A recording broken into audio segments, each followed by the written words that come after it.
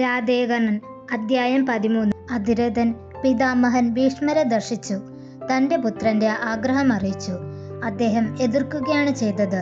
അതിരഥൻ വ്യസനത്തോടെ പോകുമ്പോഴാണ് ഗാന്ധാരരാജൻ ആ വഴി വന്നത്. അതിരഥൻ അവതരിപ്പിച്ച കാര്യം ഗാന്ധാരരാജൻ കേട്ടിരുന്നു. അതിരഥനെ ഹസ്തിനപുരത്തിലെ മഹാരാജാവ് ധൃതരാഷ്ട്രയുടെ സമീപത്തേക്ക് കൊണ്ടുപോയി.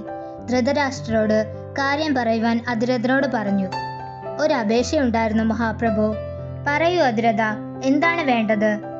രാജകുമാരന്മാരുടെ കൂടെ എൻ്റെ മകനും ആയുധ പരിശീലനം കിട്ടിയിരുന്നെങ്കിൽ. തീർച്ചയായും. അതിരഥൻ ഇപ്പോൾ തന്നെ പോയി ഗുരുദ്രോണരെ കണ്ട് അവൻ്റെ പേര് ആയോധനശാലയിൽ ചേർത്തോളൂ, മഹാരാജാവ് കൽപ്പിച്ചു. വൃഷകർമാവേ, ഇയാൾക്ക് വേണ്ട സഹായങ്ങൾ ചെയ്തു കൊടുക്കൂ. കൽപ്പന പോലെ മഹാരാജാവേ. അതിരഥൻ ആയോധനശാലയിലേക്ക് നടന്നു. അതിരഥൻ ഗുരുദ്രോണരോട് തൻ്റെ ആഗമനോദ്ദേശം പറഞ്ഞു. യുവരാജാക്കന്മാരുടെ കൂടെ എൻ്റെ പുത്രനും കുറച്ച് ആയോധന വിദ്യ ലഭിച്ചെങ്കിൽ. യുവരാജാക്കന്മാരുടെ കൂടെയോ? അതിരഥ, അസ്ത്രവിദ്യ ക്ഷത്രിയരുടെ മാത്രം മുറയാണ്. നിങ്ങൾ വേണമെങ്കിൽ മകനെ ആയോധനശാലയിൽ ചേർത്തുകൊള്ളൂ. പക്ഷേ യുവരാജാക്കന്മാരുടെ കൂടെ എങ്ങനെ വിദ്യ അഭ്യസിക്കാൻ പറ്റും? നിമിഷ നേരത്തേക്ക് അതിരഥന്റെ മുഖം വാടി. എന്തു പറയണമെന്ന് അതിരഥന് മനസ്സിലായില്ല.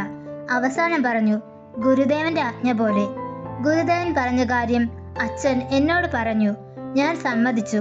മറ്റു യോദ്ധാക്കളെ പഠിപ്പിക്കുമ്പോൾ ഞാൻ നോക്കി കണ്ടുപഠിക്കുന്നതാണ്. ഞാൻ രാവിലെ തന്നെ ഉണർന്നിരുന്നു. ഇന്നു മുതൽ ആയോധനശാലയിൽ ഞാൻ പഠിക്കാൻ പോകുകയാണ്. ഞാൻ വൃഷാലിയോട് പറഞ്ഞിരുന്നു ഞാൻ പോകുന്ന കാര്യം. അവൾ എന്നോട് അവളുടെ സന്തോഷം അറിയിച്ചു. ഞാൻ ഗംഗാ നദിയിൽ സൂര്യദേവന് അർഘ്യമർപ്പിച്ചു. ഞാൻ കൊട്ടാരത്തിലെത്തി. എന്നിട്ട് ആയോധനശാലയിലേക്ക് പുറപ്പെട്ടു. ഗുരുദ്രോണർ 2 കൈകൾ ഉയർത്തി ശിഷ്യരെ അഭിവാദനം ചെയ്തു. ഞാൻ അവരുടെ ഇടയിൽ നിന്ന് മുന്നോട്ട് നടന്നു. ഞാൻ കുനിഞ്ഞ് ഗുരുദേവനെ വണങ്ങി. കൈയുയർത്തി അദ്ദേഹം എന്നെ ആശീർവദിക്കുമെന്നാശിച്ചു. പക്ഷെ അതിനിടയിൽ അർജുനൻ അദ്ദേഹത്തിന് മുമ്പിൽ വന്നു. അദ്ദേഹം അർജുനന്റെ ചുമലിൽ കൈവച്ച് എന്തോ പറഞ്ഞുകൊണ്ട് പുറത്തേക്ക് പോയി. എന്നെ നോക്കാൻ പോലും ഗുരുദേവന് സമയമുണ്ടായില്ല. ആയോധനശാലയിലെ എൻ്റെ ആദ്യ ദിവസമാണ്. ഗുരുവിന്റെ ആശീർവാദമില്ലാതെ വിദ്യ സഫലമാവില്ല എന്ന് എന്നോട് ആരോ പറഞ്ഞിരുന്നു. അതുകൊണ്ടാണ് കൗരവ ഗുരുവിനെ പ്രണമിച്ചത്. പിതാവ് ഇവിടേക്ക് വരുന്നതിന് മുമ്പ് എല്ലാ രാജകുമാരന്മാരെയും കാട്ടിത്തന്നിരുന്നു. ആ അർജുനന് അവിടെ വരാൻ വേറെ സമയമൊന്നുമില്ലായിരുന്നു. അല്ലെങ്കിൽ ഗുരുദേവൻ അയാളുടെ മാത്രമാണോ? ഗുരുദേവൻ ഇന്നലെ പിതാവിനോട് പറഞ്ഞ പോലെ ആശീർവാദവും ക്ഷത്രിയർക്ക് മാത്രമേ പ്രാപ്തമാവുകയുള്ളൂ. ഇതെല്ലാം തന്നെ എന്നെ വളരെയധികം ചൊടിപ്പിക്കുന്നുണ്ടായിരുന്നു. നിരാശനായി മണ്ഡപത്തിന് ചുറ്റും ഞാൻ നടന്നു. ഗുരുദ്രോണർ എന്നെ കൃപാചാര്യരുടെ സമീപത്തേക്ക് പറഞ്ഞുവിട്ടു. കൃപാചാര്യർ ഗുരുദ്രോണറുടെ അളിയനായിരുന്നു. അദ്ദേഹത്തിന്റെ കീഴിൽ അനേകം യോദ്ധാക്കൾ അസ്ത്രവിദ്യ അഭ്യസിക്കുന്നുമുണ്ടായിരുന്നു. ആദ്യത്തെ കുറച്ചു ദിവസം ഞാൻ ആയോധനശാലയിലെ ആയുധങ്ങളെ പറ്റി മനസ്സിലാക്കുക മാത്രമേ ചെയ്തുള്ളൂ. എന്തെങ്കിലും പഠിക്കാവുന്ന മാനസികാവസ്ഥയിലായിരുന്നില്ല ഞാൻ. ഗുരുദ്രോണന്റെ ആദ്യ ദിവസത്തെ വിചിത്രമായ പെരുമാറ്റം കാരണം എൻ്റെ മനസ്സ് ഒന്നിലും ഉറച്ചു നിന്നില്ല. യുവരാജാക്കന്മാരുടെ ഇടയിൽ ഒരു സൂതപുത്രനായി ഉപേക്ഷിക്കപ്പെടുന്നതിൽ ഭേദം ഞാൻ തിരികെ ഗൃഹത്തിലേക്ക് മടങ്ങുന്നതാണ് ഭേദം. ഗുരു ആരാണെന്ന കാര്യം അപ്രധാനമാണ്. വിദ്യാർത്ഥിക്ക് വിദ്യയോടുള്ള പ്രതിപത്തിയാണ് മുഖ്യം.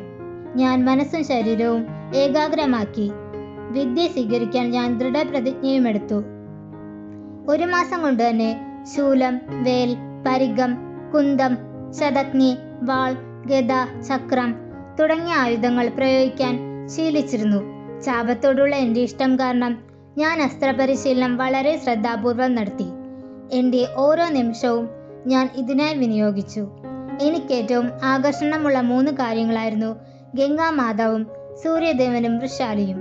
ആയോധനശാലയിലേക്ക് വന്നപ്പോൾ അതിലേക്ക് ഒരു വസ്തു കൂടി കടന്നു വന്നു, അമ്പും വില്ലും. ഇടയ്ക്ക് ഞാൻ വൃഷാലിയെ കാണാൻ പോകുമായിരുന്നു. ഞാൻ കണ്ടതും അനുഭവിച്ചറിഞ്ഞതുമെല്ലാം അവളോട് പങ്കുവെക്കും. വൃഷാലിയെയും രാധമ്മയെയും പിരിയുന്നതിൽ ഏറെ വേദനയുണ്ടായിരുന്നു. ഹസ്തിനപുരത്തിലെ എൻ്റെ ജീവിതം ചിട്ടപ്പെടുത്തി കഴിഞ്ഞിരുന്നു. എന്നും ബ്രഹ്മമുഹൂർത്തത്തിൽ എഴുന്നേൽക്കും. പതിവായി ഗംഗാനദിയിൽ പോകും. അരവരെ വെള്ളത്തിലിറങ്ങി നിൽക്കും. ഞാൻ കൈക്കുമ്പിളിൽ വെള്ളം നിറച്ച് ഉദിച്ചുയർന്ന സൂര്യദേവനെ കാത്തു നിൽക്കും. ദൂരെ നദിക്കക്കരെ സാവധാനം തലയുയർത്തുന്ന സൂര്യന്റെ കിരണങ്ങൾ ഗംഗയിലെ അലമാലകളിൽ വർണ്ണപ്പൊലിമ ചാർത്തും. കൈക്കുമ്പിളിലെ അർഘ്യജലം ആ തേജസ്സിലേക്ക് എറിഞ്ഞ് ഞാൻ പറയും, അങ്ങയുടെ ശിഷ്യൻ സൂതപുത്രനായ കർണൻ അങ്ങയുടെ ആശീർവാദത്തിനായി പ്രാർത്ഥിക്കുന്നു. ഇമ പൂട്ടാതെ ആ തേജസ്സിൽ നോക്കിയിരിക്കും. പ്രചണ്ഡ വേഗതയിൽ കറങ്ങുന്ന അനേകം തേജോഗണങ്ങൾ എൻ്റെ ദൃഷ്ടിയിൽപ്പെടും. രാധേയ കർണൻ അടുത്ത അധ്യായത്തിൽ തുടരും.